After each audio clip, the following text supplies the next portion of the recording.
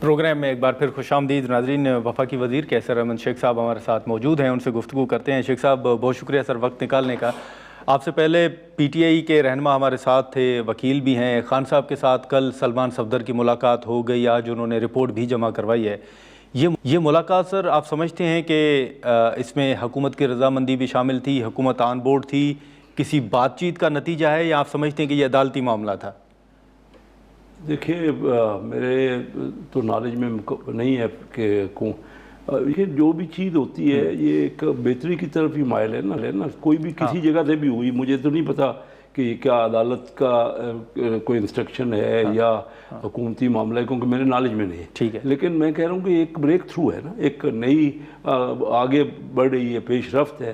ہم تو حکومت ہمیشہ چاہ رہی ہے کہ بیٹھ کے معاملات کو سلجھائے اور معاملات جو بھی اختلافی ہیں ان کو مسئلے کا حل نکالیں. سر وہ تو سر پی ٹی آئی بھی کہہ رہی ہے نا کہ ہم بیٹھنے کے لیے تیار ہیں, آپ ہماری خان صاحب کے ساتھ ملاقات تو کروائیں. یہ آپ سمجھ لیں کہ اسی قسم کے مرحلے ہیں نا, اسی سلسلے میں یہ باتیں ہونی چاہیے. اگر دونوں سائیڈوں سے جس طرح آپ کہہ رہے ہیں, اسمبلی میں اسپیکر صاحب نے یہ کہا کہ میں دونوں سائیڈوں کو فیسیلیٹیٹ کرنے کے لیے تیار ہوں. پھر پرائم منسٹر صاحب نے کہا کہ بالکل ہم ہر طرح چاہتے ہیں کہ معاملات آگے بڑھیں. چیف منسٹر صاحب کی میٹنگ ہوئی پرائم منسٹر صاحب سے. ہم اپنے پروگرام, میرے پروگرام میں آپ نے جب بھی دیکھا ہوگا ہمیشہ میں نے یہی کہا ہے کہ اس کے علاوہ کوئی دیکھے کسی بھی بات میں, چاہے وہ بزنس کی بات ہو, اکنامی کی ہو یا پولیٹیکل ہو, کبھی بھی کوئی چیز ٹیبل پہ بیٹھے بغیر, صرف یہ تو نہیں کہ ہم لائیو ٹاک شوز میں فیصلے کر لیں, تو اسمبلی میں بیٹھیں یا ویسے مذاکرات کریں. ہم اپنے ایک ہی لوگ ہیں, الیکٹڈ لوگ ہیں, اختلاف ہو سکتا ہے اور ہوگا, وہ تو رہتا ہی ہے پولیٹیکل. لیکن ہماری بدبختی کیا رہی ہے ملک کی, میں نے آپ کو ہمیشہ پروگراموں میں کہا کہ شروع سے ہی پارٹیوں کا آپس میں کوآرڈینیشن نہیں ہو سکا. ہم چارٹر آف اکانومی کی بات کرتے رہے شروع سے. میں as a federal minister investment یہ کہہ سکتا ہوں کہ اگر ہم پہلے ہی یہ چارٹر آف اکانومی کر لیتے تو آج ہمارے یہاں حالات بہت بہتر ہوتے, کافی انویسٹمنٹ کی اپرچونٹی بن جاتی ہے. اب تو لوگ یہی سوچتے ہیں کہ کوئی اور حکومت آئے گی تو اس کی پالیسیز کیا ہوں گی. تو یہ لازمی ہے, یہ ہر ملک نے کچھ نہ کچھ لایا عمل بنایا ہے. ہم اپنے لوگوں کی ترقی کے لیے, بہتری کے لیے, ڈیولپمنٹ کے لیے. لیکن سر علی ظفر صاحب ایک طرف تو نئی میدر پنجوتا صاحب کہہ رہے ہیں کہ ہمارے پاس تیسرا آپشن جو ہے وہ قومی اسمبلی اور سینیٹ سے استعفوں کا بھی ہے, وہ بھی استعمال ہو سکتا ہے. آپ سمجھتے ہیں کہ صورتحال اس طرف جائے گی جو ماحول ہے اس وقت؟ میں نہیں سمجھتا. جب دیکھیں نا, جب بیٹھ کے اسمبلیوں کے اندر معاملات طے ہو رہے ہیں, ایمیکیبلی ہو جائیں گے, کیوں نہیں. میں نہیں سمجھ رہا کہ کوئی اتنا بڑا گلف ہے جو جس کو ملایا نہیں جا سکتا, آپس میں مفاہمت نہیں ہو سکتی. تو وہ تو آپشن تو ہر ایک کے پاس ہوتا ہے, ٹھیک ہے, ان کے پاس یہ آپشن ہے. لیکن وہ آپشن استعمال نہیں ہونا چاہیے, نہ ہی ملک کے لیے, نہ ہمارے لیے, نہ ملک کے لیے بہتر آپشن ہے. میں یہ محسوس کرتا ہوں کہ مفاہمت ہونی چاہیے, اور یہی دنیا پوری میں اچھا میسیج جائے گا. ہم جو بھی اور اختلافات کو وسیع کرتے جائیں گے, اس سے کوئی بہتری کسی کی بھی نہیں ہوگی. ہم عوام کے لوگوں کی بہتری چاہتے ہیں نا, ان کے بھی ان کا بھی یہی مقصد ہے. وہ بھی محب وطن ہیں, ہم بھی محب وطن ہیں. تمام الیکٹڈ لوگ جو ہوتے ہیں وہ محب وطن ہوتے ہیں, ملک کی بہتری چاہتے ہیں, لوگوں کی بہتری چاہتے ہیں. یہی ہمارے مینیفیسٹو ہوتا ہے, یہی ہم اپنے الیکشنوں میں کنوینسنگ کرتے ہیں. تو کیوں نہیں اس طرف ہم بڑھتے؟ آپ سمجھتے ہیں سر کہ اس وقت جو خان صاحب کی صحت کے حوالے سے ان کی فیملی, ان کے جو وکلا ہیں یا رہنما ہیں, ان کو بھی تحفظات ہیں, کیا کسی مرحلے پر خان صاحب کو ہسپتال یا بنی گالہ شفٹ کیا جا سکتا ہے؟ کیونکہ ماضی قریب میں طارق فضل چودھری صاحب نے خود یہ پیشکش کی تھی کہ اگر وہ کہیں تو ان کو بنی گالہ منتقل کر دیں گے. دیکھیے وہ تو اگر آج تو میرے خیال میں یہی اسٹیٹمنٹ آئی ہے کہ ان کی صحت اچھی ہے, یہی بات. لیکن وہ تردید کر دی ملاقات ہوئی اس کی. اچھا, اس کی کس نے تردید؟ انہوں نے سلمان صفدر صاحب نے کہا کہ میں نے ایسی کوئی بات نہیں کی, یہ رپورٹ عدالت میں ہی جمع ہوگی, باہر میں نے بات نہیں کرنی. چلو تو عدالت میں بھی جمع ہو جائے گی, لیکن میں یہ سمجھتا ہوں کہ ضرورت ہوگی تو کیوں نہیں. کسی کے بھی ٹریٹمنٹ پورا صحیح طرح ٹریٹمنٹ ہونا چاہیے. وہ فارمر پرائم منسٹر ہیں پاکستان کے, اور میں سمجھتا ہوں کہ کوئی اس میں ایک بات نہیں ہے. ان کا پراپر بالکل صحیح ٹریٹمنٹ ہونا چاہیے، اور یہ کوئی اس میں تو کسی کو اعتراض نہیں ہے۔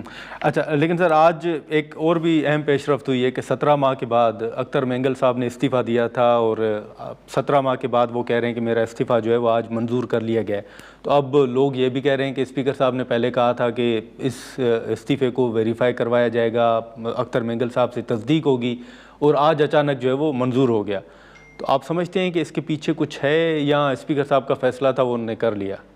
نہیں، جس طرح آپ کہہ رہے ہیں 17 ماہ سے پینڈنگ تھا، تو فیصلہ تو ہونا ہی تھا نا، کوئی نہ کوئی فیصلہ تو اس کا کسی وقت ہونا ہی تھا۔ کافی لیٹ ہوا ہے فیصلہ، تو فیصلہ اگر آج مانا گیا ہے ان کا، تو یہی ان کی خواہش تھی، ان کا استعفیٰ منظور ہو گیا۔